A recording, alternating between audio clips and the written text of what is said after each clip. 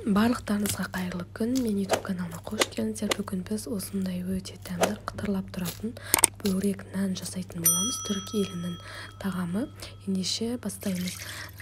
Бір пиала айранымыздың үстіне бір пиала жылы суымызды құйып, жақсылап араластырып аламыз. Екеуін біріктіріп, оның үстіне дәміне қарай азырақ тұзымызды себеміз және де сұйық май құямыз. Сұйық майымызды құйып болған соң електен өткізіп ұнымызды саламыз. Бірден барлығын салмаймыз. Аз-аздан бөліп сала отырып қамырымызды илейміз.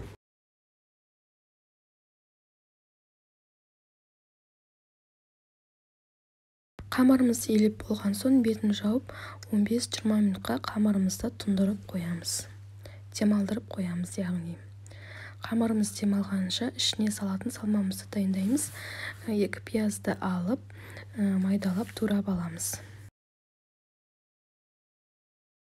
Табаға майымызды құйып, қыздырып, оның үстіне жаңағы туралған пиязымызды салып, 5-10 минуттай пиязымыз қызарғанша қуырып аламыз. Оның үстіне тартылған етімізді саламыз. Мендегі сиырдың тартылған еті өз қалауынша қойдікі, жылқынікі бола береді.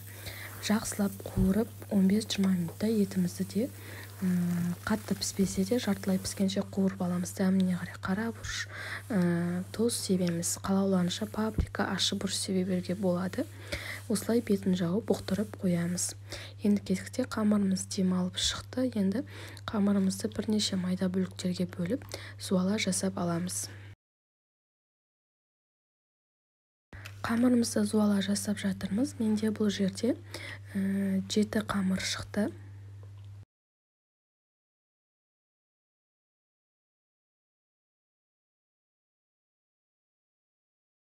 Қамырымызға зуала жасап болғанша етіміз де пісіп шықты.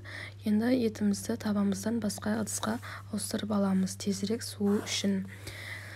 Етімізді алып болған соң ортасына жағатын майымызды дайындаймыз. 150 граммдай еріген сары майдың үстіне сұйық майымызды құйып, екеуін жақсылап араластырамыз, біріктіріп. Енді жаңағы бөліп қойған қамырымызды алып, осындай кішкентай етіп дөңгелек етіп жайып аламыз. Жайып дайындап алған қамырымызды өзімізге ыңғайлы етіп бір ыдысқа салып, үстіне жаңағы дайындалған 2 майдың қосындысын осылай жағып шығамыз.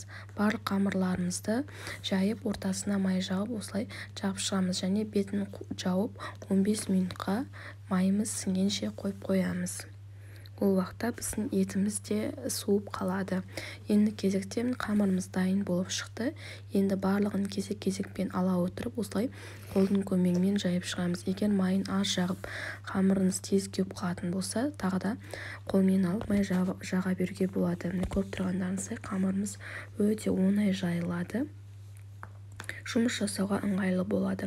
Қамырымызды жайып болған кейін бас жағын осылай қайырып аламыз. Қайырылған жеріне жаңағы дайын тұрған етімізді салып, видеода көрсетілгендей етіп, дөңгелек қылып, үрлет жасап шығамыз.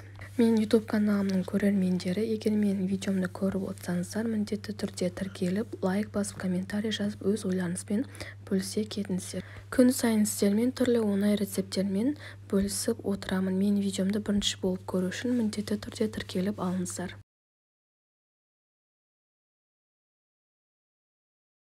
Противинге пергамент қағазын төсеп осылай қоямыз. Осы уақытта пешімізді қыздырып қоямыз. 200 градуста 20-25 минутта пісіп шығады. Міне барлық қамырларымызды орналастырып болдық. Енді бетіне жұмыртқаның сарысын жағып, күнжіт немесе мак сеуіп шығасыздар. Мен бұл жерде мак сеуіп шықтым.